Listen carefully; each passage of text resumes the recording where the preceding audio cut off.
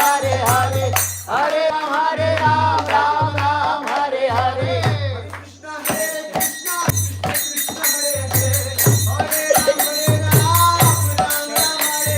Hare Krishna, Hare Krishna, Krishna Krishna, Hare Hare, Hare Ram, Ram Ram, Hare Hare.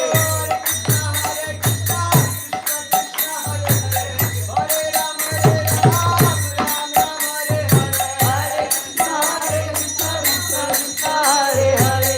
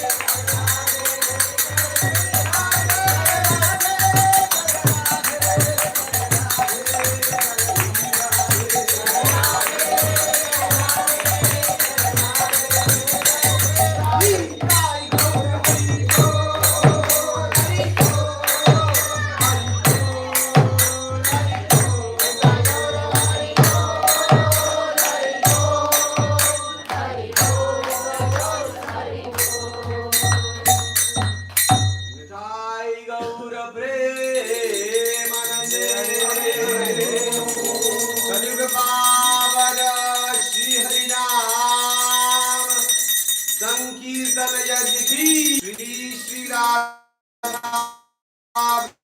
Sundar Bhagwan ki. There's more prasadam if devotees would like after the lecture. So, of course, I was mindful and waiting for the screen to come up. And we are indeed very fortunate this evening to have the presence of His Grace Chaitanya Charan Prabhu ji with us here in Pittsburgh. So, Chaitanya Charan Prabhu ji is one of the senior monks in our International Society for Krishna Consciousness, and he has been practicing Krishna consciousness for many years now, almost 2.5, 3 decades. And one of his greatest contribution to this world is his books, along with, of course, his commentaries and his perspective on various world events in line with our Vedic wisdom. It's something that is very well appreciated by devotees, hundreds and thousands of devotees across the globe. Personally, Chaitanya Charan Prabhu has been a great source of inspiration for me in my spiritual practice, and of course his ability to explain the very deep wisdom of Bhagavad Gita in a very simple manner is something that's extraordinary. And I must tell all of you that all you and we all need to do this evening to get the maximum out of Prabhuji's presence and association is simply one thing. You have to just pay attention to what he's going to speak. If you simply do that, he will take us on a journey, and he will actually take us high and then leave us there. As long as we travel with him by paying our attention, and of course, no knowledge can be received without expressing gratitude and opening our hearts. So we would like to begin with first expressing our deepest gratitude to Prabhuji for extending himself. Actually, Pittsburgh was not on his calendar, right? And when I heard about his being in the country, I was like, are we going to be bereft of his association?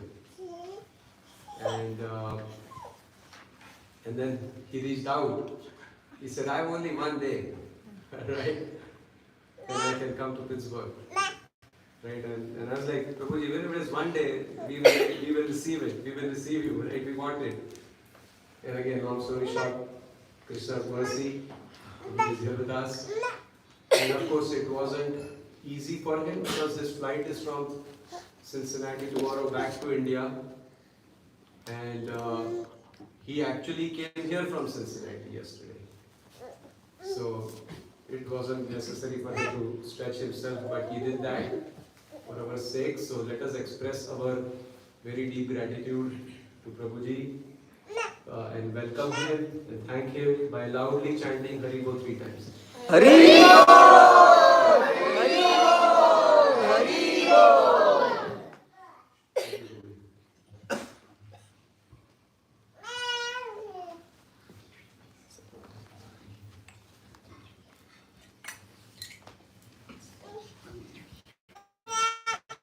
So there's a lot of space in this room, and those devotees who want to be quickly connected, please feel free to come in, come forward. We will free up some space here. There's lots of space.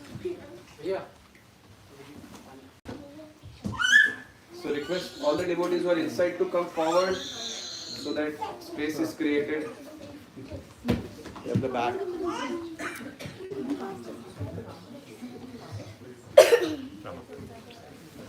Rama.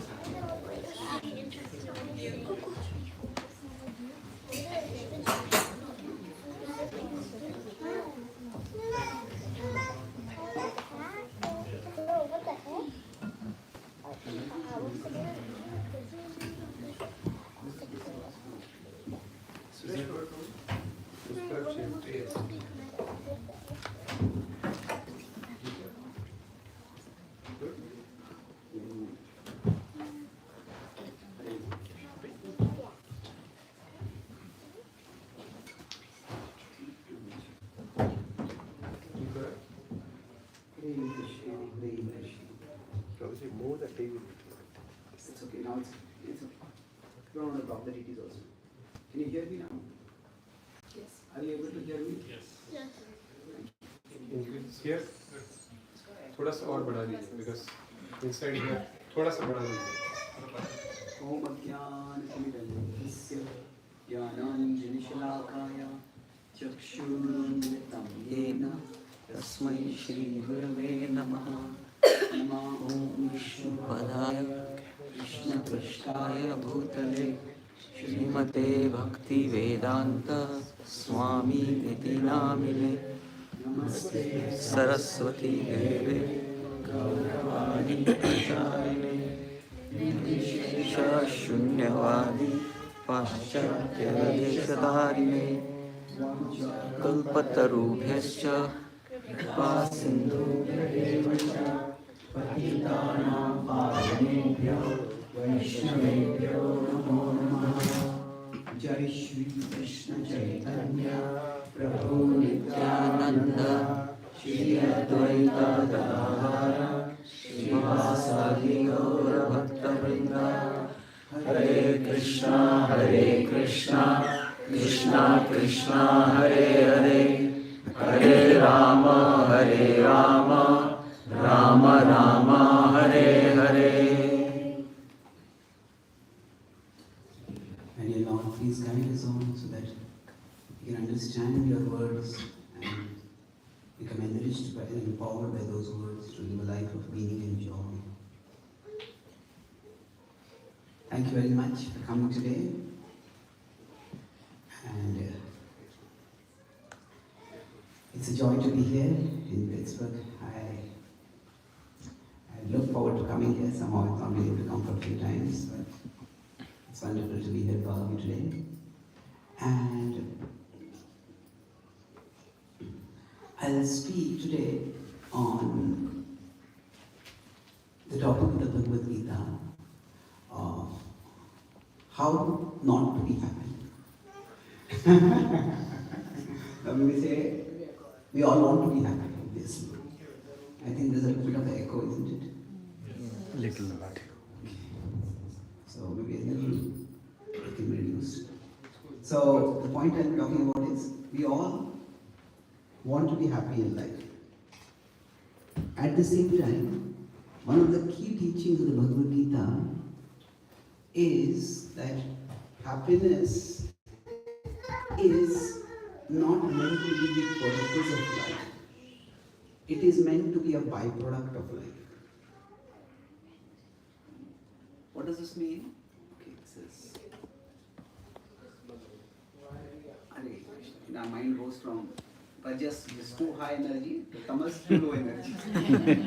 So right now the speaker is going like that. Hare Krishna, Hare Krishna. So what the Gita states is Hare Krishna, Hare Krishna. Krishna Krishna, Hare Hare. Hare Rama, Rama Rama, Hare Hare. I think it's okay now.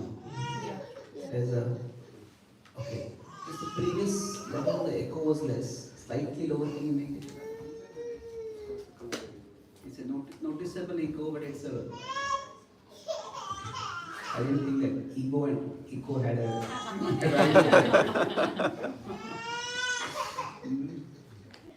People who have a lot of ego like to hear the echo of their own voice. They surround themselves with people who echo their own views. Okay, I think it's fine. That's right. Okay. What do you think? Yes. It's better, right? So, the points I talk about today is that ultimately we are all looking for happiness. But what the Gita says is that if we start making all our calculations in life simply based on what will make me happy, I'll do that, and what will make me unhappy, I won't do that. Then we will not go closer toward happiness. Rather, we'll go further away from happiness. So happiness cannot be the driving purpose of our life. Now, why not? I'll talk about it broadly. Okay, well, let's go forward. Some of you have been given a copy of my newest book. I also will display it over here. So, in the book, all of this is visible to those of you behind. Do all of you have a copy of the book here?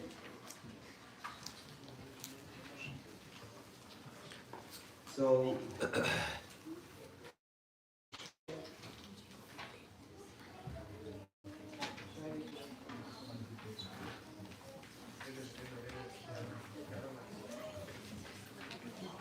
you can repeat after this. Repeat it.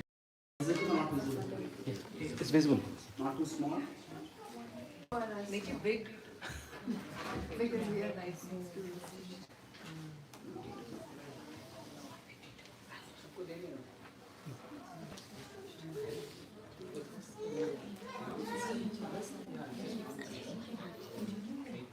Okay.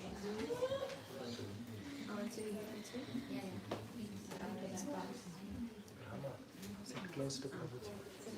Anybody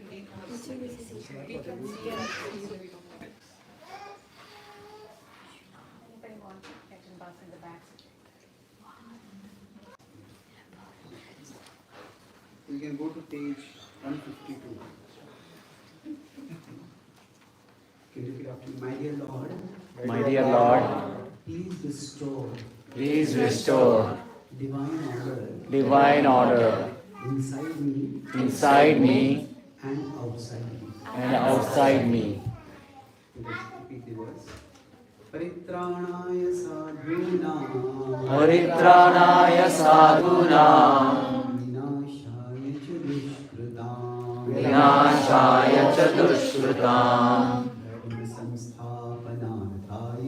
dharma dharma samsthapanarthaya sambhavami yuge yuge. sambhavami yuge yuge. So I've done a poetic translation of the Gita's verses over here. This whole book is to approach the Gita in a more prayerful way. So among these various books in our tradition, the Gita is the book that I have connected the most with. And one of the ways I thought I would connect with the Gita's verses is to the mood of prayers. Many of the Gita's verses are not just sources of wisdom for me, but also like close personal friends for me. And it's like we want to know more and more about our friends. So I've been looking at how the Gita's verses are quoted by different commentators, approached by different teachers. And I saw that there are saints in our tradition who approached it as an inspiration to others. That's what I tried to do here. To protect the righteous, to reward the just, to shatter the wicked and reduce them to dust, to uphold dharma and make it shine, in every age a design, pure and divine. I request different participants to read one paragraph. Like read first paragraph. Oh, merciful Lord, you are the shelter of the world. When we are in trouble, we turn to you for help. But when we are in too much trouble, you come to us to help us. Such is the nature of your divine descent. Yes. My dear Lord, Just 1 minute. I'll explain something and we'll discuss. Thank you. So broadly, as I said, we are all looking for happiness in life. That's natural. Nobody wants to say that I'm looking for unhappiness. Now sometimes we say that, yeah, those unhappy times in life make the happiness sweeter. And yeah, there is some truth to that. But if it's like we are making a basically some intellectual reason for the presence of unhappiness. But nobody wants unhappiness. If somebody has had a business where for 5 years they're making profit, will they say, I'm very bored of profit now. I'll deliberately make a loss for 1 year, the next year when I make profit I'll feel better. No, we don't do that. So happiness is something which we all look for. And unhappiness is what we all try to avoid. And we try to arrange our life in such a way that we can maximize our happiness. We try to arrange our home in such a way that it is, to arrange our workplace in such a way that it is not at least comfortable, enjoyable, at least it's not disruptive. At least it's well organized. So normally we try as much as possible to organize things around us to maximize our happiness. And that's fair enough. But sometimes things just go wrong beyond our control. And that's the time when most of us turn towards God. So what I'll talk about is, broadly, everything I'm talking about today, this quadrant diagram, that I'll talk about how happiness comes. We offer the world to Krishna. So, yes or no. And second is, we offer our heart to Krishna.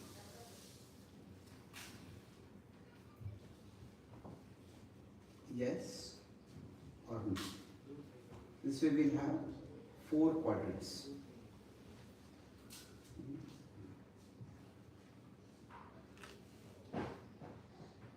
Let me number it slightly differently. We'll go and clockwise. 1, 2, 3, and 4.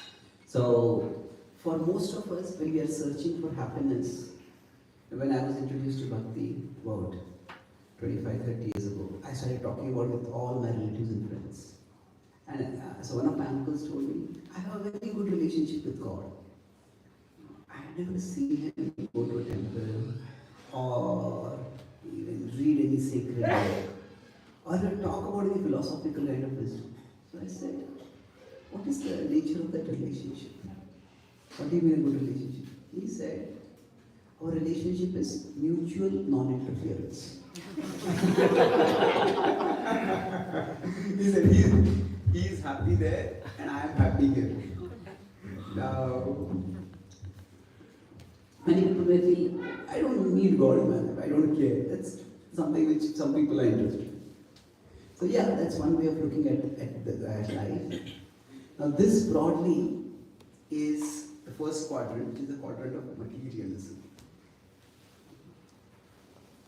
where one has no connection with God. So I will be talking about acronym, one FACT. So fact, I'm talking 4 points. So when we live materialistically, the defining feature of our life is that we end up frustrating ourselves. Now the frustration can come from both ways. When there is no God in our lives, generally what happens is we all have many desires in our life.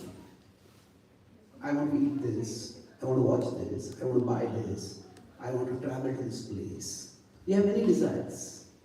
And what we are normally told is, that's what we believe is, fulfilling desires, fulfillment of desires will lead to, in fact, that is equivalent to fulfillment of heart. That if my desires are fulfilled, I will become happy. And now, this is one of the biggest misconceptions. Unfortunately, fulfillment of desires doesn't, if a desire is fulfilled, we feel good about it. If we want to eat a particular kind of food and we eat that food, we feel good. If we want to buy a particular kind of clothes and we buy it and we feel good. But if we consider if our heart is this big, now add up the desire may just may fulfill one corner of the heart. Maybe when the desire is there, the desire occupies our entire mind. And I can't think of anything except this. So initially when we are pursuing the desire may occupy our entire mind. This is my consciousness, so this is my heart. This is my mind, this is my consciousness. At that particular point, the desire itself may occupy my entire mind. And we cannot think of anything except fulfilling that desire. But eventually, when it comes to we fulfill the desire, it is just a small part of it. When we don't have something, we crave for it and we feel utterly miserable when we don't have it. But after we get it, yeah, okay, good, what next? It's something which does not really fulfill us. So that this does not lead to the fulfillment of art. It is, we all get this experience, but articulating that experience and recognizing that reality is very rare. Because for most of us, what happens? We pursue one desire, fulfill that desire, and after that desire is fulfilled, we get some satisfaction, we don't get some satisfaction, but immediately another desire pops up, pursuing that desire. And then that's how life becomes like a treadmill. Now some people say, if I don't have desires to pursue, what am I going to do in my life? Question, and we will discuss about it. But the point is, this treadmill of fulfilling our desires, that does not necessarily lead to the fulfillment of art. I got this realization quite powerfully when I was studying. Since my childhood, I always wanted to be a topper in class. This topper is a typical Indian word. For Americans or non-Indians, topper. Topper sounds like a topping. You want to be topping on a cake or something. What is the topper? So, it's only after I came to America I started realizing how much Indian our word is. You want to crack an exam. What is crack an exam? You want to crack an exam, sometimes you get cracked by the exam. But anyway, so I wanted to always be the first. And I was always among the toppers, I can say what. Among the top performers in my class. Sometimes the second, sometimes I joined first. One time I came first, but actually the teacher had made some mistake.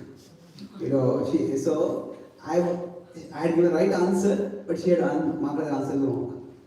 And I pointed it out. So I was second, I pointed it out. And she said, this was a new teacher, she said, this is my first year. And if it comes out, then I made the mistake in marking. It will be very embarrassing. Can you let it go? Both of us know you are first. So, part of me screamed, no, I cannot let it go. I want to be first, I am first. But then I said, so then I asked my mother. And my mother said that she's your teacher and she's making a request to you. For her, for you coming first is important. But for her job is much more important. So you let it go. Now, I felt very angry with my mother at that time. Why should I let it go? But over years, now I realize it was not just sacrifice for me, it was sacrifice for her also. Because every parent would like to, in a sweet way, brag that my child is first in class. So I was among the top, but I was never the top. So when I finally, in my engineering, I gave my GRE exam. And since my child had a lot of interest in vocabulary, in words. So that's quite a good vocabulary. So I came first in GRE, not just in my college, but in the history of my college. I was first in the entire state of Maharashtra at that time. And I was on top of the world. And at that time there were no emails. So it had come by snail mail. And I saw the marks, and we scored marks, and I was delighted. Yahoo! Kind of like. But then after a few minutes, I realized that looking at the mark sheet does not give much happiness. So then, it was that when others congratulated me, that made me feel very happy. So I was on top of the world, I was a celebrity in my college, and everybody was congratulating me. But somehow, 3 of my friends, or we could say more acquaintances than friends, that recently one devotee was telling me that I have many friends whom I don't like.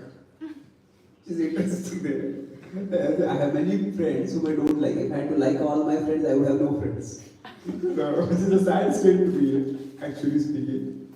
But anyway, so I thought they were friends, but they were more acquaintances. So all 3 of them, one after another, forgot to congratulate me. Now, when the first friend forgot to congratulate me, I was annoyed. And the second friend forgot to congratulate me, I was irritated.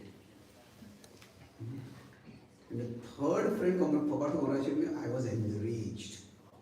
I was seething with it. What's wrong with you?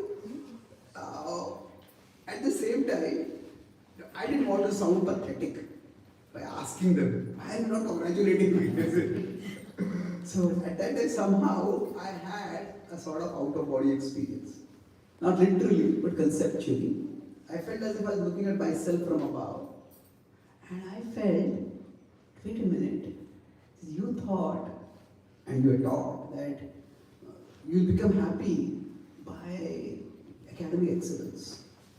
Here, you achieved your dream, and instead of becoming happy, you have actually become more dependent for your happiness in others.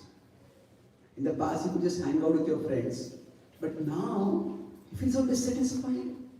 You have become so needy. So I think something is wrong over here. I look at for the future of my life, what might I achieve in my life in future. I might get admitted in Ivy League University, I might win some awards. I never had dreams of wealth and that kind of thing, but I had a lot of desires for academic accomplishment, intellectual accomplishment.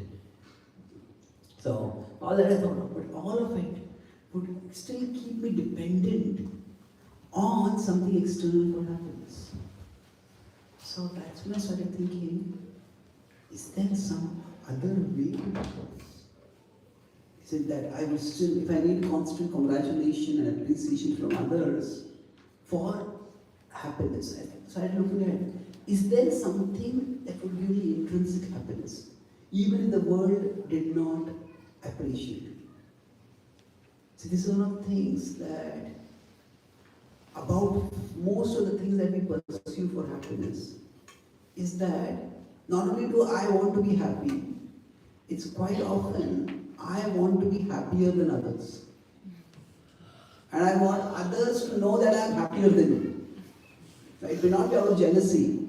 It's just that our happiness is so external centered that it becomes comparative. So, now this is one trajectory that we may go in our life. The other is that, so broadly, when we are taught that we fulfill our desires, so fulfill desires to be happy. Now this can go both ways. One is, yes, we are able to fulfill some of our desires, and still we find that we are unsatisfied. And it can happen, no. Sometimes some desires, by circumstances itself, become unfulfilled. And at that time, we can become hopeless. But we can also become unsure. What am I meant to do in my life? We can just become lost. You can say we can become unsure from both sides. But eventually what happens is that here, life is more, it's a sign of disappointment. Okay, I achieved this and it didn't turn out to be as good as I wanted it to be. Now here, it could be devastation. That life turned out to be the opposite of what I wanted it to be. But either way, the common denominator is that sometimes life leaves us unsure. What is it that I'm meant to do? See, for most of us, unfortunately, we live in between. And that's why we never rethink our life itself. We don't rethink, we may rethink some small things in our life, but either of these two extremes. When either one side is that we fulfill our desires and we find no fulfillment, or we are put in a situation where our desires are just not going to be fulfilled. So I think, what am I doing in my life? So it is generally the spiritual appears at the extremes of the material. When we are caught very much in the material, we don't think about the spiritual. So some people who have achieved a lot materially and feel there's actually something more in life. And people who have just failed to achieve anything materially, they start thinking, is there some other way to live? This is just not working for me. So both ways a person may turn towards spirituality. But the point is that when there is no higher direction in our life, no higher element in our life, then sooner or later we end up frustrated. So frustrated is the state which is what? so many people are trying to run away from now. And the whole say, almost manic obsession with entertainment nowadays is one way to run away from the emptiness of life. That life is so empty and so unfulfilling and so boring that there should be something stimulating in my life. So watch some movies, do this, do that, and somehow find some fulfillment. That's what we are trying to do in many ways. So this is the first quadrant is frustration. Now we all have probably experienced it sometime, but we may not have articulated it. Let's wait a second. Good, likely, next paragraph. My dear Lord, why do you at crucial moments What do you do? or what do you do at crucial moments in history? You are also ready to do during the traumatic moments within each human heart. Yes, so sometimes Krishna descends into the world as avatar, but during these traumatic, disorienting moments in our life, at the extremes of our life, Krishna can appear in our own heart also. Not necessarily as avatar, but Krishna's presence, Krishna's call starts becoming manifest for us. Yeah. In many ways, the human heart is a microcosm of the world. Just as in the world, your position is not always prominent at the manifest level, so you are always omnipotent. The same applies to the human heart. Yes. So, that the nature of the world is that Krishna does not make himself very actively manifested in the world. There is a fundamental difference between say Ram Lila and Krishna Lila. And in the Ram Lila, while there are many other warriors who also play heroic roles, Lord Ram is the central character. He is the main hero. In Krishna Lila, especially as in the Mahabharata, not in the Bhagavatam, it is Krishna is not the hero. Krishna is the guide of the heroes. The Pandavas are the hero, Arjuna is the hero. And the Mahabharata, in many ways, is more reflective of our real life. The call of the Gita is not that God is the hero, God will come and help you, just watch him help you. No, the call of the Gita is that God wants you to become a hero. It's like Arjuna was called upon to fight a war, even in difficult situations. Gita's message is, each one of us can become a hero in the service of the Supreme Hero. So, in the world, Krishna is not always manifested. Just like Krishna was not always active in the Kurukshetra war. Kurukshetra battlefield. Now, when we are going through this world, so let's go back to the second quadrant over here. The first quadrant was about materialism. So with materialism, we sooner or later end up frustrated. I mean, there's no God in our life. Whatever we are having, we are offering it to ourselves, to our own ego, our own desires. Okay, I want this and I want that, I want that. And the more I get, I become happy. Now, one of the things we start realizing as we go through life is that there is some higher reality. And this is where we learn to appreciate. Appreciate God's presence in life. So this Krishna talks about in many places in the Bhagavad Gita. For example, he talks about in 16.7 to 9. He talks about in 3.17. This way is a non-spiritual materialistic way of living. But now when we appreciate, what happens is that, yes, God is very much present and God is doing something. So this, from the second quadrant, is the beginning of devotion. So this is, for example, Krishna talks about this in the 15th chapter, 15.12 to 15. Where he says, we start seeing that so much of what I have in my life is actually given to me by God. And therefore, I need to reciprocate. I need to reciprocate by doing some act of service, some act of worship, something in a mood of seva, something in a mood of puja. That there is a higher reality beyond me, which shapes my ends. So at this stage, this is in one sense, it is devotion, but it is the beginning of devotion. From materialism we move towards the beginning of devotion.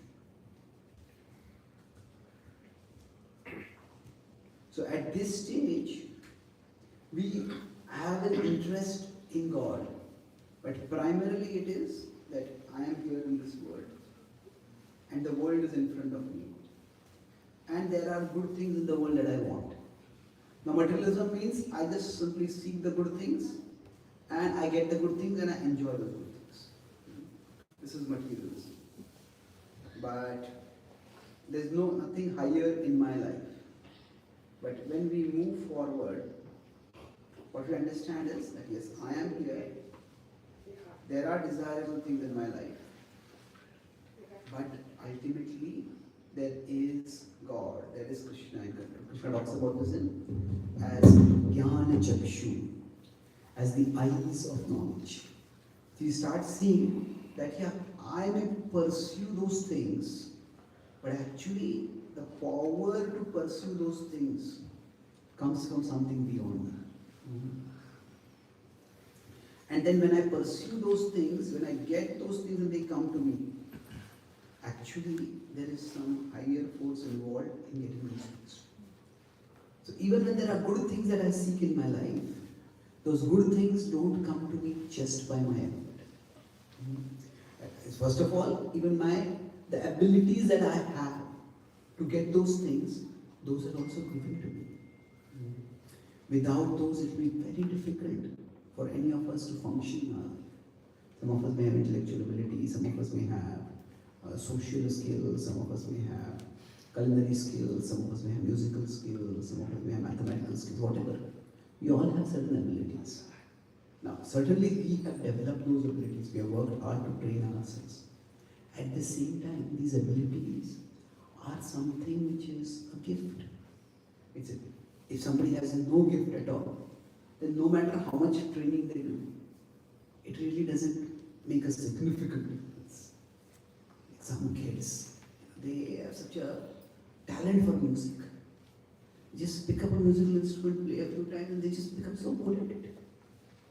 And others, when they hear it, they say, more. Suppose somebody else has no musical ability, they pick up a musical instrument, they play it, and the audience says, no more. So, ability is like a seed, and that seed is given to us. Now we can water it, we need to water it, we need to develop it, no doubt.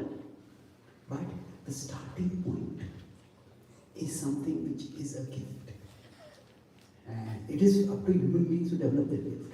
So that's why the ability with which we pursue those things, we understand that there is some divine element involved in it. Without that, I will not be able to get things. Now, similarly, we work hard to achieve certain things. And we definitely want to achieve those things. We use another word just for the sake of rhyme only. Ability can be many things, I just use the word talent over here. Now, whatever talent we have, we need to use the talent, we need to develop the talent. But the talent itself is a gift. Now, for the talent to lead to some results, we need an environment. And while we can work hard to develop our talent, but if the environment itself is not conducive, then our talent will not be utilized. And the environment is not entirely in our control. Say, suppose somebody is very good at baseball in India. In India, nobody knows what is baseball. So, why do you call a ball base? Ball is a good thing. Why do you call it a base thing or a bad thing? Baseball. It's not like that. So, we have the talent, but unless the environment is there, we won't achieve anything in life. And that environment is not entirely in our control. If we look at any of the big successes in our life, we will see that those successes, we worked hard for them, no doubt. But there are so many other things that fell into place. And those things that not fallen in place, that fallen somewhere else, then we would have fallen apart. Or our dreams would not have succeeded. So therefore, we start seeing the hand of God in life.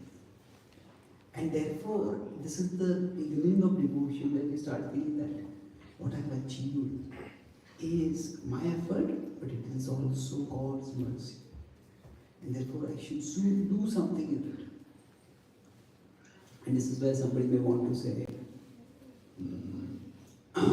do something valuable for God.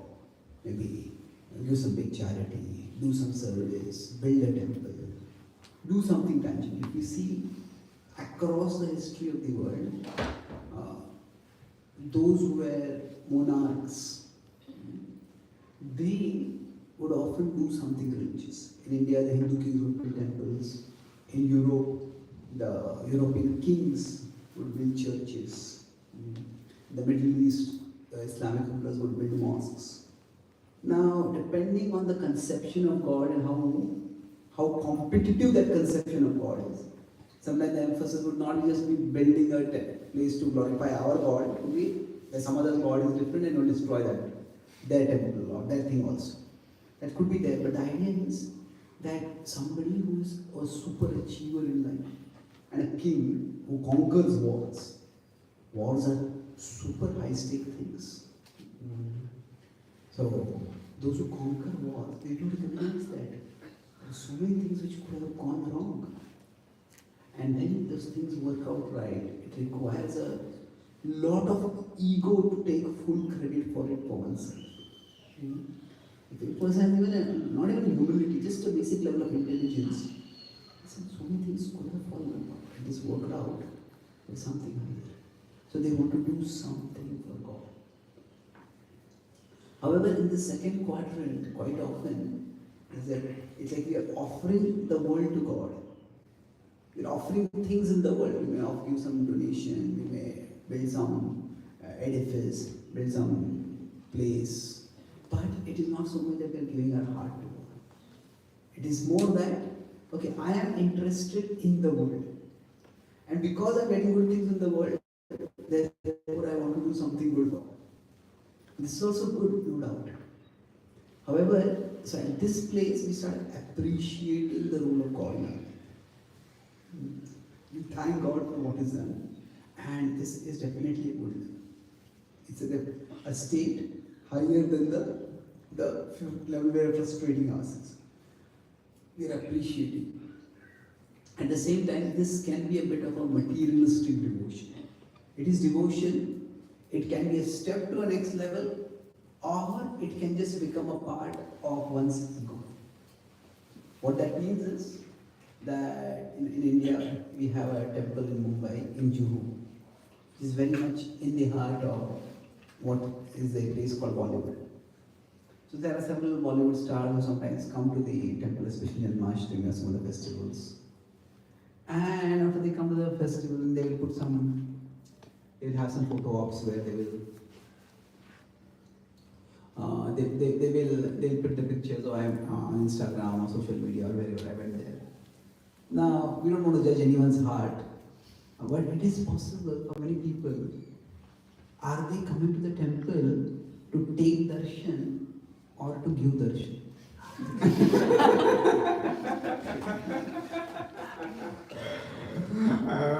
They are to show people how good a person I am that I am going to temple.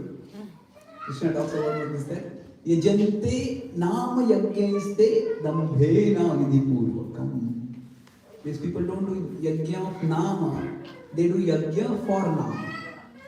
They're not chanting the names of God, they're doing yajna for nama, for fame. In fact, actually Duryodhan performed a yajna. And the name of yajna is Vaishnava yajna. Now he had no interest in Vishnu. He had interest in yajna. What happened?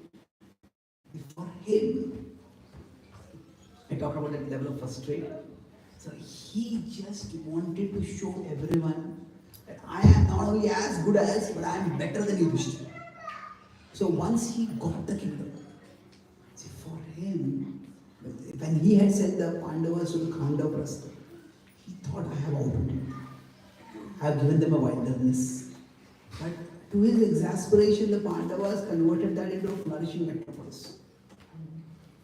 And then, after that, what incensed him even more was that some of the best artisans, some of the best priests, some of the best traders from his kingdom started going to that kingdom. Oh, we are the traditional stronghold of prosperity. Why are you leaving us and going there? That was unbearable for him. Which is a metropolis close to here? Pittsburgh. Pittsburgh is a big city. Which is a big city nearby? Washington. Say, suppose, Washington very proud of his city. The people in Washington start coming over here. Okay, Washington, why are you going there? It's a small place. I mean, it's not a small place, but so he just couldn't bear that. So he wanted to show everyone that I am equal to and better than them. So when the Pandavas were exiled, he said that I will perform the Rajasuya Yajna, which had been performed by Yudhishthira. And then the Brahmana said that as long as the previous performer of the Rajasuya Yajna is alive, you cannot perform that yajna. So now his first thought was that can also be arranged. But then his point was that he actually would not have been allowed by the Dhritarashtra and others to kill the Pandavas. And he tried it. But now he had actually discovered that he had tried to kill the Pandavas twice and it failed.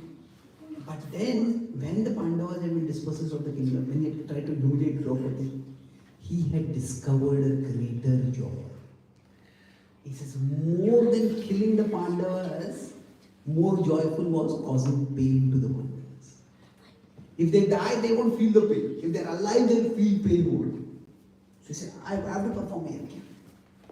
So the Brahmanas told him that there's another yajna which is as great as the Rajasuya Yajna.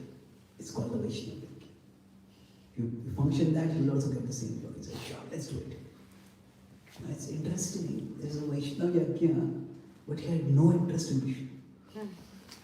He did not even, Vishnu as Krishna was present, he did not even invite Krishna for the Yajna.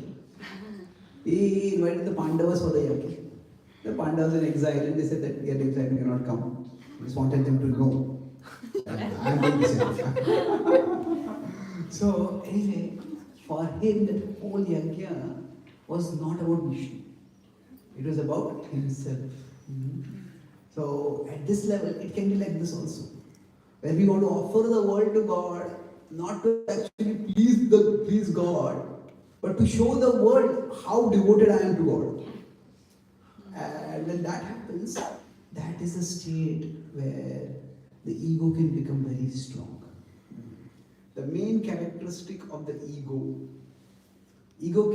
what it does basically? Ego is what? Edges God out. So now ego edges means gradually pushes God out.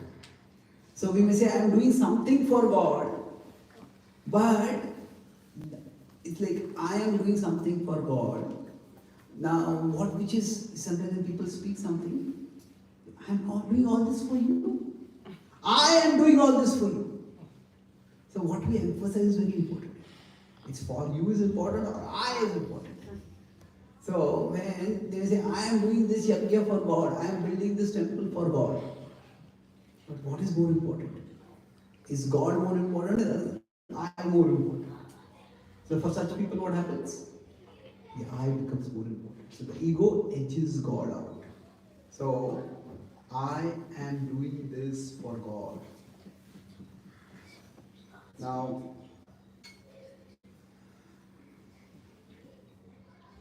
for a serious devotee, it is God that is more important.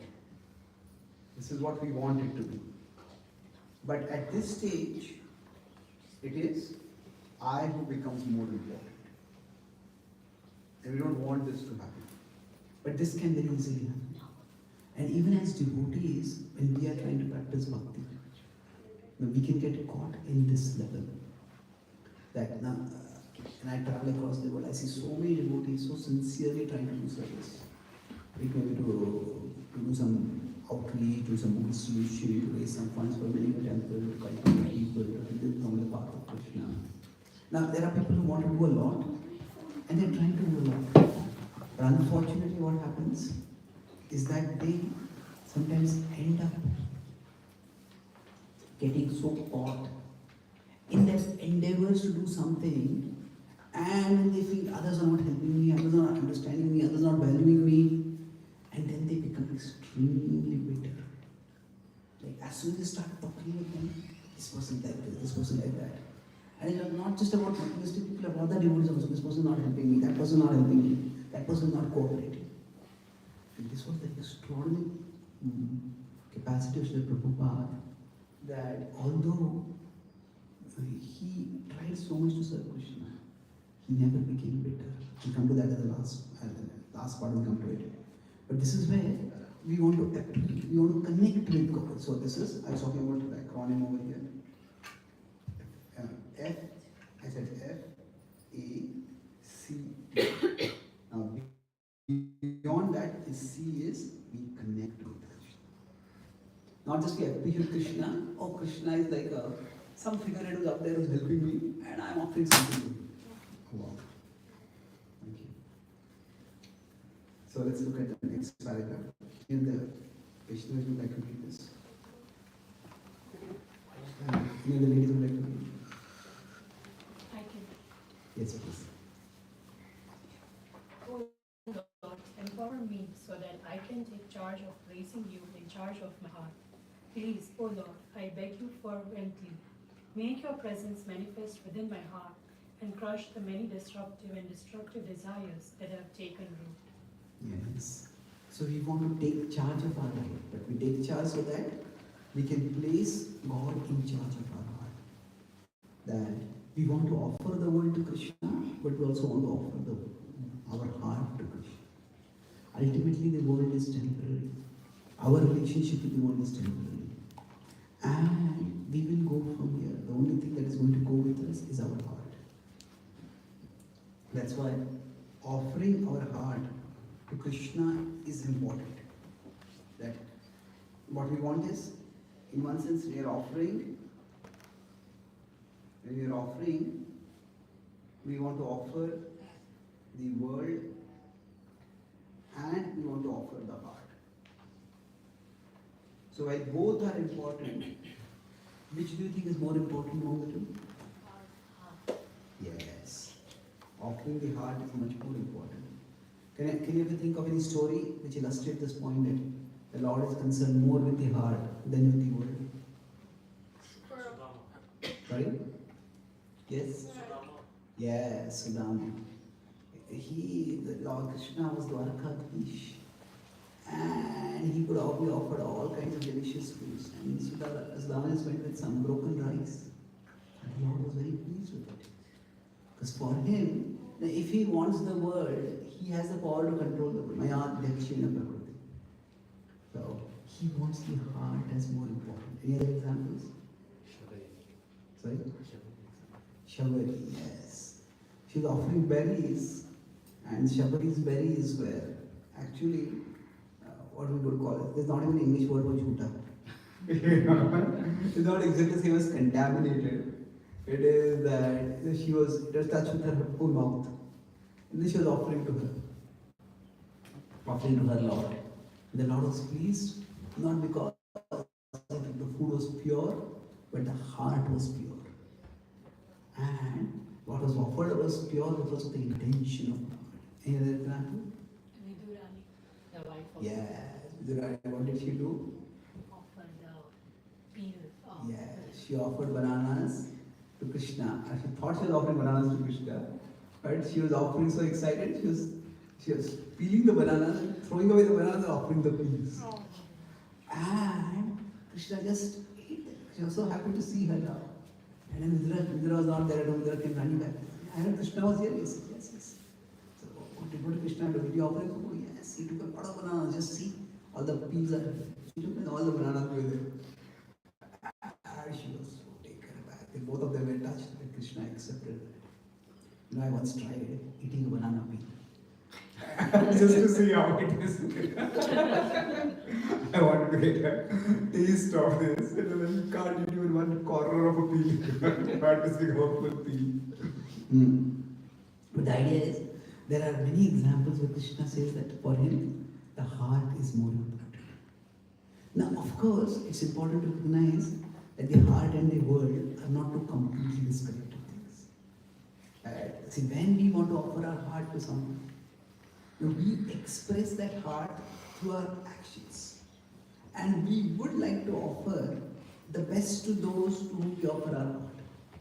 If a mother loves her child, and she wants to be there for the child.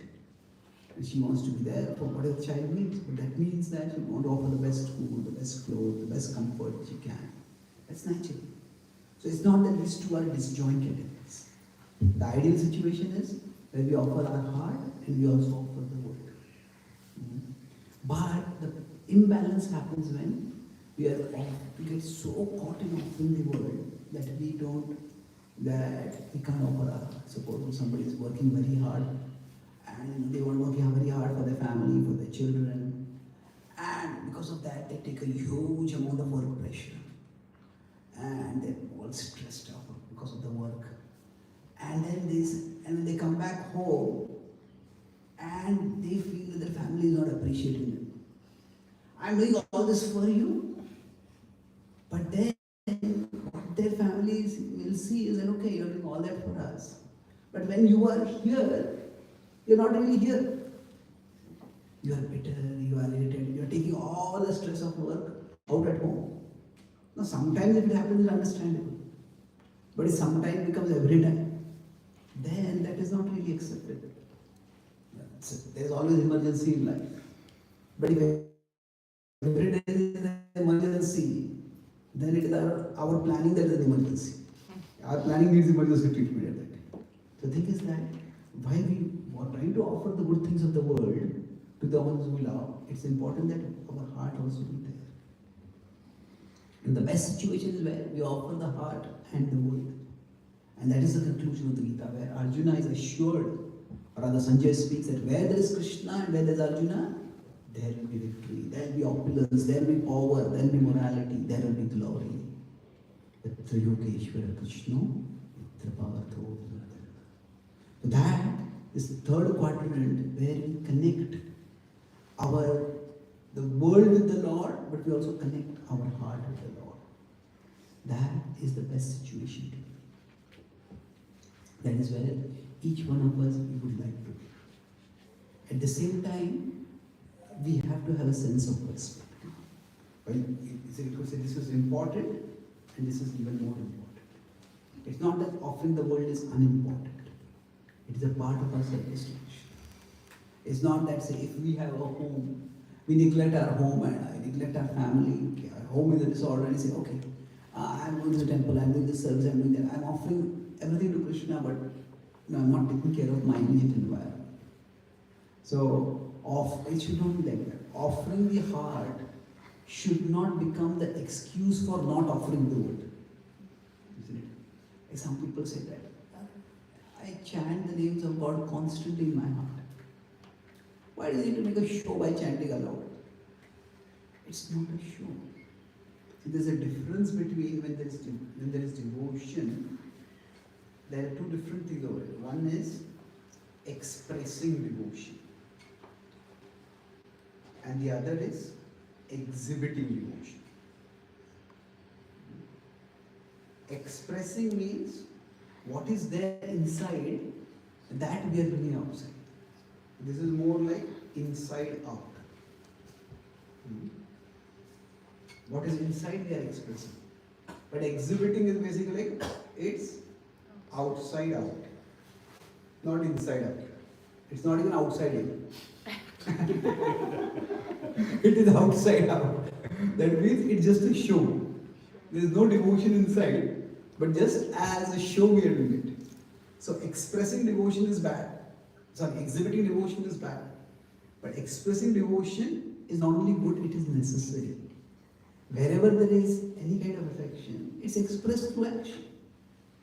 If a child comes back from school and the mother says, oh, But I love you so much. Mommy, I'm hungry. I love you so much. Mommy, I'm hungry. I love you so much. But I'm hungry. I'm telling you, I love you so much. Okay, then if you love me, show me that love. Give something, give some food to me, isn't it? So, love has to be expressed from actions. Similarly, chanting is one way of expressing our love. Some people say, oh, hृदय में भाव होना चाहिए. If there is bhav in the heart, that's all that matters. You don't need to express it. You don't need to exhibit it. But the problem is, for most of us, bhav ka abhav hai. You know what it is? That devotion, if it is not expressed, it will disappear from the heart. It won't last for very long. That's why offering the heart and offering the world can go together. But what is important is that we be clear what is more important. If we can't offer the world, that's not the end of the world. But if we can't offer the heart, that can be the end of the world. Our heart will get lost and will stay caught in all the ups and downs of the world, in all the entanglements of the world.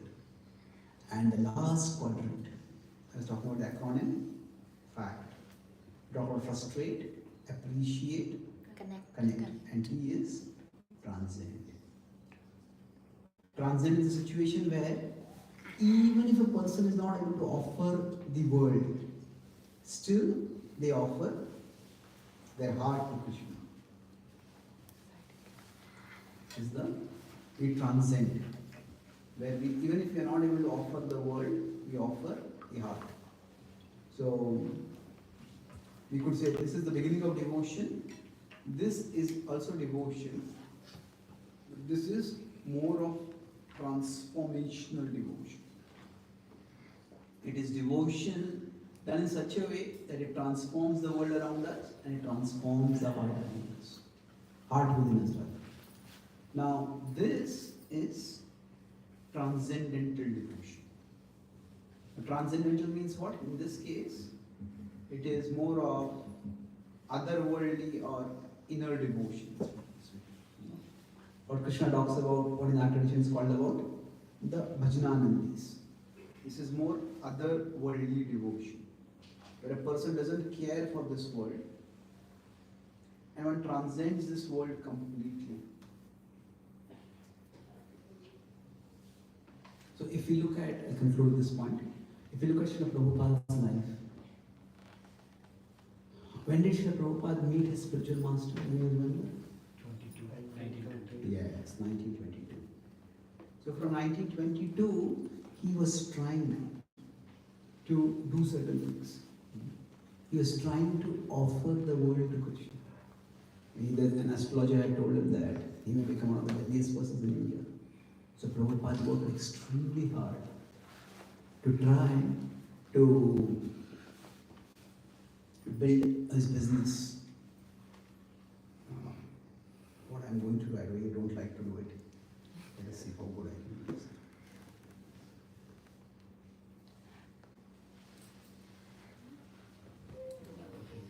India? Forget it. So try very nice. Let's assume this is the map of India.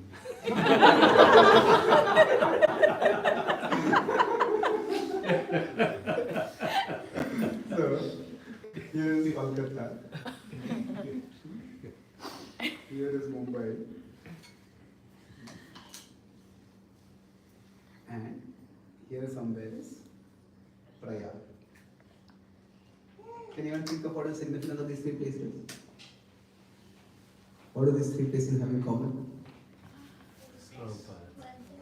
Yeah, he didn't just go there. He lived there. Why did he live there? He liked to live at these places. He had his business there. One of my friends studied pre-independence Indian society, and people would not relocate so much at those times. If somebody is in the government business, government work, the government would transfer them, and then the government will provide quarters, and then it literally is easier to relocate. Often there are government schools and everything. But business people did not relocate so much in those times. But Srila Prabhupada relocated 3 places, and in those times it was not easy to travel also. There were no flights, there were trains. hours and hours. I always used to wonder when Prabhupada was Grahastha, when did he get time to study so much Shastra? It was mostly between his train travels. Prabhupada would have books and he would read over them. But my point is, Prabhupada worked extremely hard, relocating the entire family, the entire business. And he went to these three places and he tried very hard to start a business. But somehow something went wrong and nothing worked. He took care of his family responsibilities, got his children settled. But eventually he recognized this is not the way Krishna wants him to serve. And then Prabhupada decided to take Vanaprastha and sannyas. And then he was trying, first try to financially support his guru. His goal was that if I can become wealthy, I can financially support my spiritual master's mission. That was his goal primarily. He writes that he says that if I had met my spiritual master a year or two before, then I would have immediately joined as a brahmachari, as a missionary. But he said, now that I had once married, I had my child, it would be unfair for me if I left.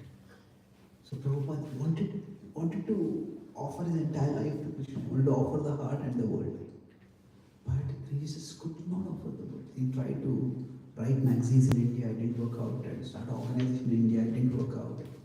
He tried everything, but it just didn't work out. Even after he came to America, the first person who was supposed to become his disciple, David Allen, he took drugs, went out and he attacked him. And Prabhupada just had to somehow leave that place and he survived. People go high on drugs, they don't even know what they're doing. So the point here is that at this point, when he had been trying again and again to offer the world to Krishna and nothing was working out. We could say almost from 1966 to 1922 till 1968. When was ISKCON started? Anyone knows? 1966. But although it started ISKCON in 1966, it did not grow too much. First there was New York, then the San Francisco. Then the 68 Srila Prabhupada had an attack, a severe health issue. He survived, but he had to go to India to recover. And then at that time, many thought that the movement would just end. But somehow, Prabhupada's going and returning, that's rejuvenated devotees. And after that, the movement just expanded. And from 68 to 77, Krishna placed Prabhupada in this quadrant. Where first he was, now the point I'm making over here is that throughout his life, when he was trying to serve Krishna, nothing was working out. But those who met Srila Prabhupada, even when he was an unknown Swami walking on the streets of New York, they never noticed any bitterness in him. He was just so happy. Happy speaking about Krishna, singing about Krishna, writing about Krishna, cooking for Krishna. His heart was happy to be with Krishna. Sometimes what happens is, if our devotion is not that strong, then if we are not able to offer the world to Krishna, if our plans are not working out, then even when we are trying to serve Krishna, we're just so discontented, as I said, so bitter. Prabhupada was not at all bitter. And in the last 68 to 77, what Krishna achieved, for Srila Prabhupada, through Srila Prabhupada, whichever way you want to put it, it's unprecedented in the history of the world. 108 temples. He wrote 70. From his work, 70 books were written. So many things happened. Millions and millions of people became inspired. It is a glorious success. However, it is only the last month, the last 4 months I realized this, that actually Krishna brought Srila Prabhupada in that last quadrant against the world yet. Let's conclude at this point. There's a man, which was the one project for which Srila Prabhupada worked the hardest. He fought. Sorry? Radharas. Yes, Radharas Bihari. Now, does anyone know when Srila Prabhupada departed from the world? 77. Yes. November. Yes, November 14th. 14 November 1977.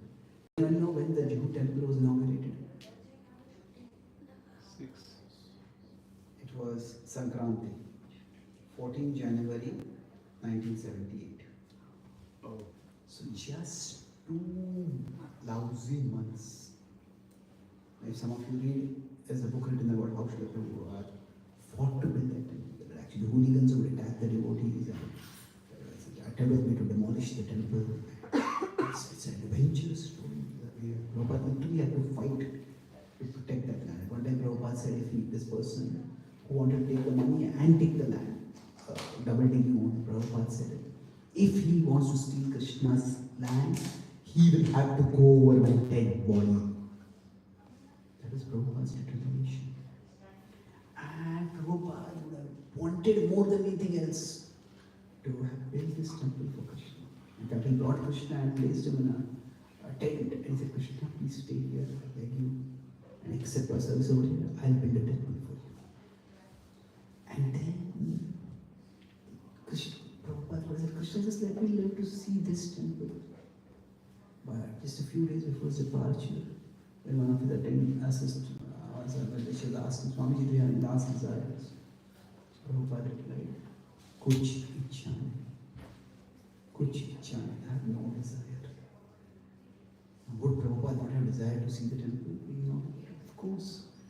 But for Prabhupada, his desire for Krishna was always greater than his desire for offering the world to Krishna.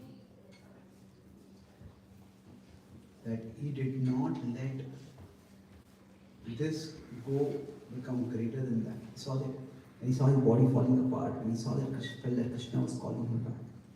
Prabhupada accepted that. And that shows his devotion. His devotion was not world-centered. His devotion was God-centered. And of course, Krishna utilized Prabhupada to teach a different lesson at that time.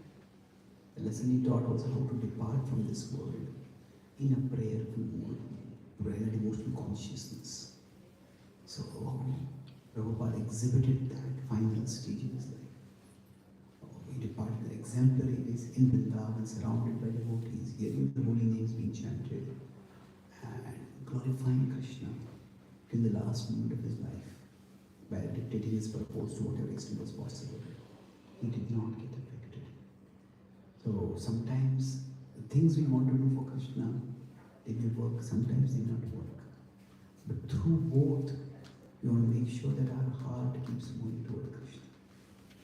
And for Arjuna, if we link this back to the Bhagavad Gita, for Arjuna, he did not want to fight against the Kauravas, especially he didn't want to fight against Bhishma and Drona. But Krishna wanted him to serve in a particular way. And Arjuna would have allowed it if things could have been such that the kingdom would have been there and Bhishma and Drona would also been there. But if that was not to work out, Arjuna accepted it. That was surrender. So our devotion is seen both in our wanting to do wonderful things for Krishna. That is definitely an expression of our devotion. Oh, this person has built a community of devotees. This person has built a temple for Krishna. This person has done this. That is definitely an expression of our devotion. But our devotion is also seen in how well we can accept things when they don't work out the way we want them. That both are expressions of our devotion. And Srila Prabhupada expressed both these forms of devotion. So one is we do our best for Krishna. That is where we offer our world to Krishna. So we want to be resourceful, we want to be dynamic in trying to serve Krishna. But at the same time, accept Krishna's will as the best. That Krishna knows what he is doing. That what Krishna does is the best. Now, how it may be, time will reveal to us. And in many ways, that Prabhupada did not complete the temple. Show that Prabhupada was not, Krishna showed to Prabhupada that he was not attached to anything more than Krishna in the world. So, if we can do this, then this is the the devotion that transcends the world. This is the devotion that will actually take us to Krishna. Doing wonderful things for Krishna is important, but offering our heart to Krishna is the most important thing.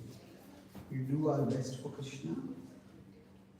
For us initially, the world is very big and Krishna is very small. So this is the stage of F or E. Krishna doesn't matter. Or even he matters because I am doing wonderful things for Krishna. But ultimately, as we grow spiritually, the world becomes smaller and Krishna becomes bigger for us. These are the stages of C and T. So C is where I offer the world to Krishna. It's the C stage. But T is, even if I cannot offer the world to Krishna, I am going to offer my heart to Krishna. So the world is big, important for us because we serve Krishna. We want health, we want wealth, we want good reputation, we want position. All that's good if we can get them. But trying to get them occupies us so much that we go away from Krishna. Then that is unhealthy. So we all can make plans in our life. We'll talk about it again. Let me just summarize what we discussed. We hold our plans. We all have our plans. We hold our plans lightly. And we hold them, but lightly. And we hold our Lord tightly. We hold our plans lightly, and we hold our Lord tightly. Sometimes we do the opposite. We hold our plans tightly, and we hold our Lord lightly. That is what we would like to avoid. So, let me summarize what we discussed today. Broadly, everything that I discussed was centered on this one pendulum. So, I discussed 4 main points related to the 4 quadrants in the pendulum. So, one was offer the world. I will not put the whole offer world to Krishna. Yes or no. And the other was Offer heart to Krishna. offer heart to Krishna. So you want to offer both, that is the best. Yes. We will discuss the 4 quadrants. We start from anti-clockwise, right bottom. First was, F was frustrate. So I talked about how frustrate works is. But when are we frustrated? This was F, A, C, T. So frustrate can happen because our desires are fulfilled. Either desires are fulfilled or not fulfilled. But both ways, we find that even the fulfilled desires don't lead really to happiness. Yes, but still our heart stays empty. No, and still our heart stays empty. And that's when we look towards Krishna, the extremes. So that frustration from there, which are from this quadrant, we may move to this quadrant. A is not accept, appreciate. Appreciate. Appreciate is what? That we appreciate that whatever good things I achieve in my life, there is a divine element over there. It's not just my endeavors that are getting these things. Yeah, I may work hard to get the things, good things in life, and those things may come to me, but there is some higher reality. My talents are a gift from Krishna, and even the arrangement, the environment in which I get those things, that's also arranged by Krishna. So appreciating Krishna over here. This is the beginning of devotion. This can sometimes be materialistic devotion. And C was Connect.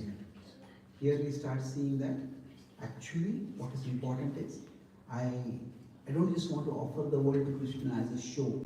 Discuss here how there can be ego. Ego means Edges out. Ego is what edges God out. So the world becomes so important that we can become bitter if you're not able to offer the world to Krishna. Connect means you want to offer the world and we offer our heart to Krishna. So when both are important, heart and world, which is more important is the heart. But at the same time, if the heart is there, we will express the heart to trying to offer the world. We discuss how expressing is not the same as exhibiting.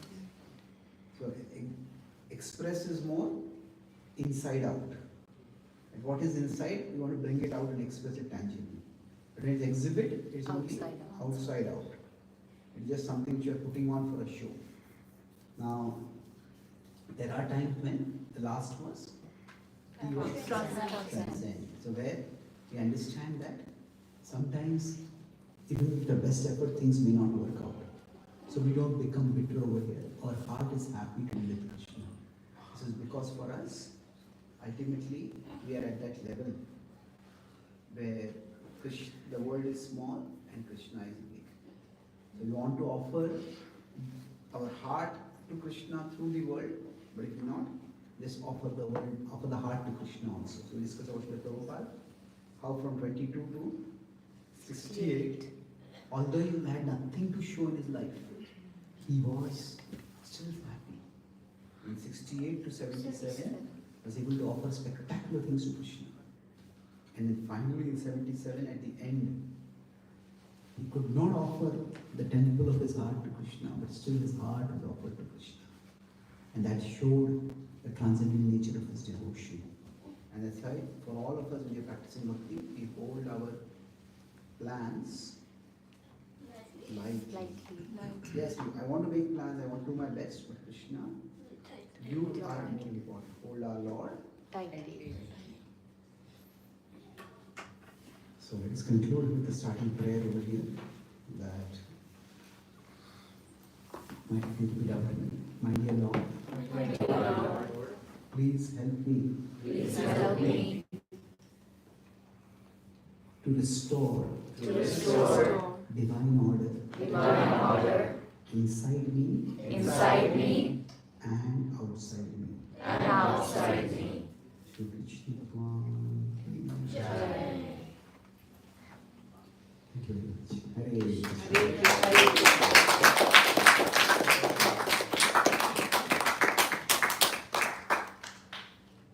And it's late there. Any good questions?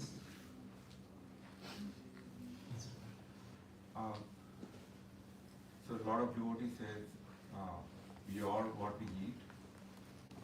So in that context, I want to ask, like, usually while I eat, before I say Mahaprasad is going there, and then my mind will run around what I like to think about politics and something else. And then in that context, I was thinking the quality of my chanting is always reside, like especially when I eat prasad, if I not thinking about the Lord or the prasad, then basically while eating the prasad, if I'm not able to think about the Lord or any pastimes, then it will affect my quality of chanting. So I want to get more clarity on that. See, in bhakti there are many things which are important. We need to make sure that we are clear about what is more important and what is less important. Like sometimes Prabhupada defines intelligence as to see things in their proper perspective. That means, suppose if we take a selfie with a group of people, what happens? We become large, everyone else becomes small. Meaning, I don't want to look so distorted. Somebody will say, proper perspective means that which is large, that which is small. That's proper perspective. So for all of us, we have to be clear. What are the big things in life and what are the small things in life? What are the big things in our bhakti, the small things in our bhakti? So my understanding is that we all have to find out the activities that connect us with Krishna and make sure that we do those properly. And we try to connect with Krishna through all activities. But if we start worrying about every activity that we are doing, we will get caught. And this is a paralysis analysis. Krishna doesn't want us to live constantly in a burden of guilt and insecurity and inadequacy. You're not doing this right, and you're not doing that right, and you're not doing that right, and you're not doing that right. Krishna wants us to be happy. He doesn't want our present happiness to be at the cost of our future happiness. He doesn't want us to enjoy in ways that will cause us trouble in the future. So try to find out those activities in bhakti that bring you closer to Krishna, connect you with Krishna. Maybe it's kirtan, maybe it's doing devotion, maybe it's hearing the classes of some devotees. Do those activities and be nourished in bhakti by those activities. Try to feel your heart coming closer to Krishna. And if you're doing that, all other activities, the devotion will gradually permeate into those activities. It's very difficult each time when we want to eat food to very carefully, attentively chant prayers. Ideally, we can be good. But if you fall short of ideal, we shouldn't be beating ourselves down with guilt because of that. Yes, we need to make sure that at least there are some activities which draw us toward Krishna. See, the bhakti involves, we need to sometimes push ourselves towards Krishna. But there are some places where we experience the pull of Krishna. And where we experience the pull of Krishna, that's where the magic happens. That's where actually the transformation happens. That means, say, if this is the material world, and I am here. Now, in the material world, there is you could say, the gravity pull of the material world. It's like on the earth has its own gravity pull. Now, above us is Krishna. And Krishna also has gravity. So now in some places we feel the gravity pull of Krishna more, some places we not feel it right now. So it's like, this is Krishna's gravity pull. So in some cases what happens is, in some activities, we may be in the material world right now, and Krishna is here, but those activities we feel the gravity pull right now also. In some activities, I am here, and Krishna is here, and the gravity pull will be here. We have to reach till here, till we get the gravity pull of Krishna. I hope this point is clear about the gravity pull. So here, we will feel pulled by Krishna. Here we feel the pull of Krishna. So for example, we may, in Kirtan, in Prasad, in going to a holy place, we may feel the pull of Krishna even when we are where we are right now. But here, we have to push ourselves to Krishna, and then the pull will come to us.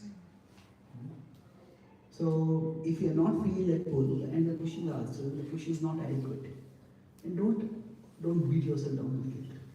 The pull will come eventually. Where the pull is coming right now, be grateful for that.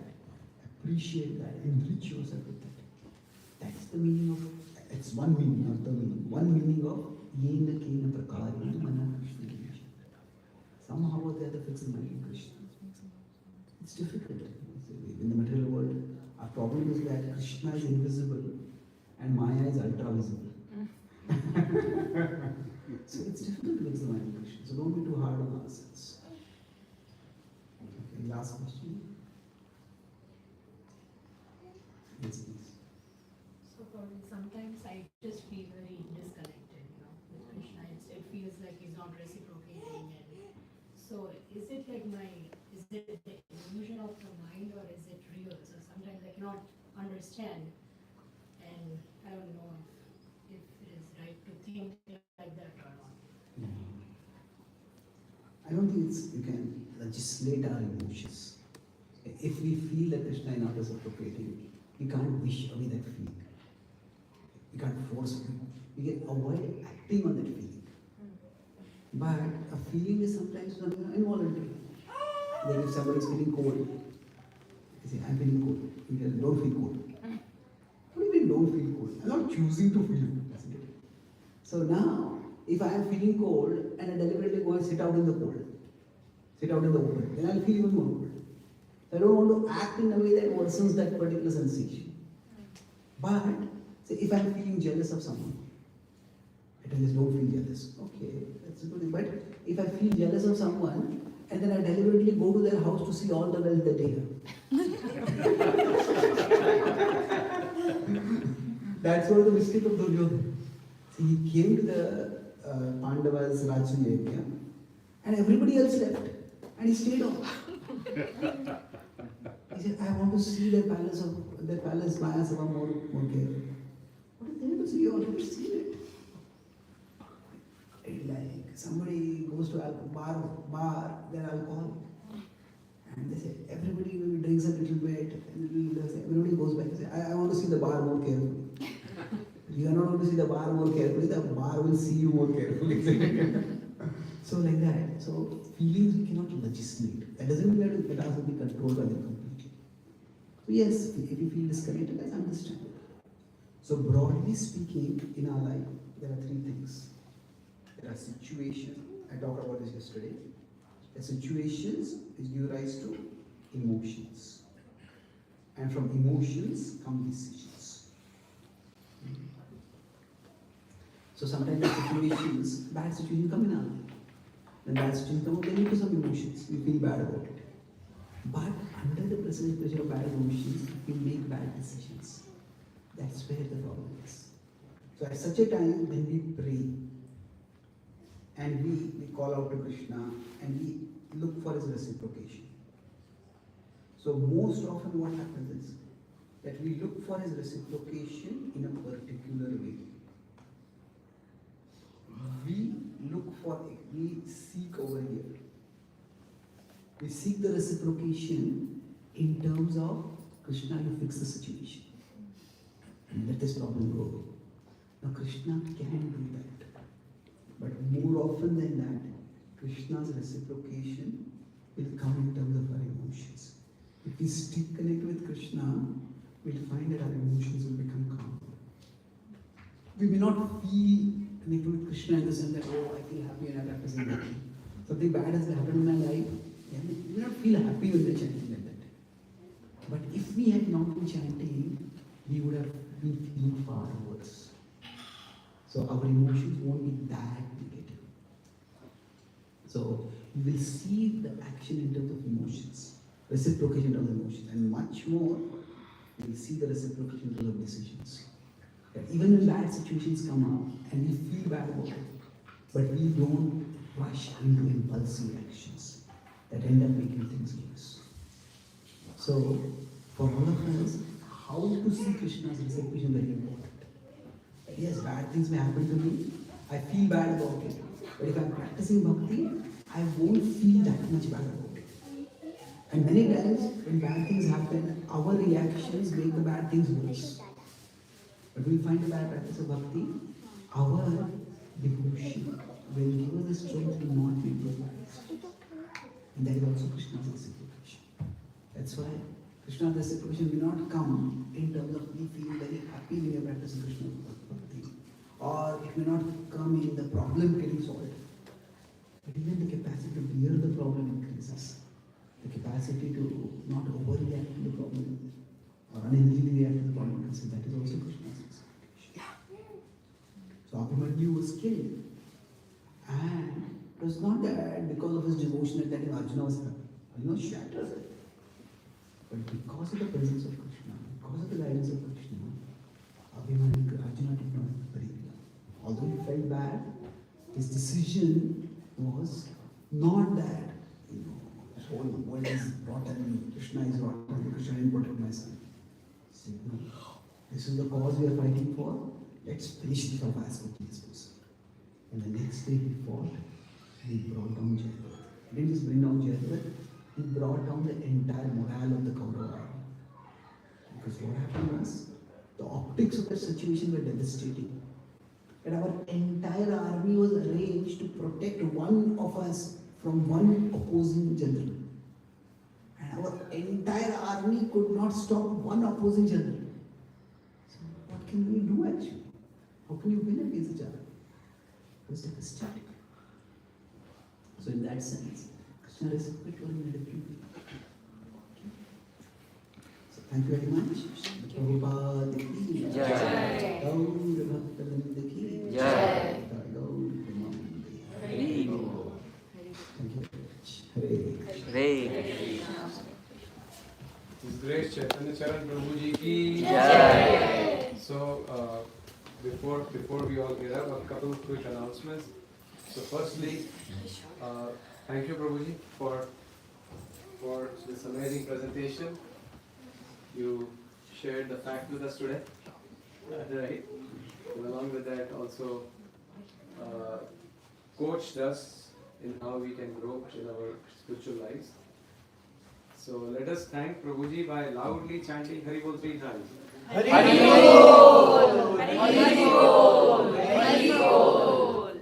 So before you leave, Prabhuji has, of course, Prabhuji has written many books, but this evening there are 2 books that he has brought with him, and we have a small stock of those books. And Prabhuji, yes? I just speak a little bit about Sure, this. yes. So I already told you about this prayers inspired by Bhagavad Gita. There are pictures of the various deities of Krishna from various temples in India. And there are prayers for various occasions. If you look at the table of contents, each prayer is like a spiritual affirmation, a devotional affirmation. So whatever situation you might be going through, like if you feel spiritually dry and disconnected, if you our desires getting unbearable, if our emotions going wild, if we lost and lonely, if we feel completely dark in our life, hopeless, there are prayers for such occasions. Any devotional devotees have done quite a bit in their daily chanting. Just read one prayer and calm and center it. And this is a Gita for the CEO. Nowadays, there's a lot of interest in the corporate world for knowing how to learn some wisdom from ancient texts. So, Ikigai from Japan, so becoming popular. So HarperCollins is one of the biggest publishers in the world, and they asked me to write on the Bhagavad Gita from a contemporary corporate perspective.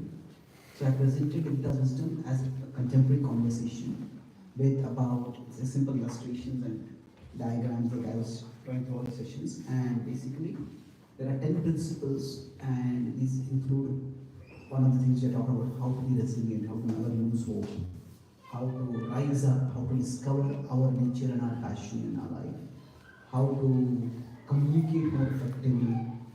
So this is not just for leaders; it's for anyone who wants to apply the Bhagavad Gita in their daily lives. We are all meant to be CEOs of our own life ultimately. It's also a useful gift that you can use to connect others with Krishna, especially those who may not be ready to directly connect or appreciate the Bhagavad Gita. So both these books are available, and I'm here sometime in case you want me to sign the books or if you have any further questions. Thank you very much. Have a very good day. Hare Krishna. And we'd like to thank all of you for coming this evening and giving us the opportunity to serve, and then of course making this evening wonderful together. So thank you all very much. Hare Krishna. Hare Krishna.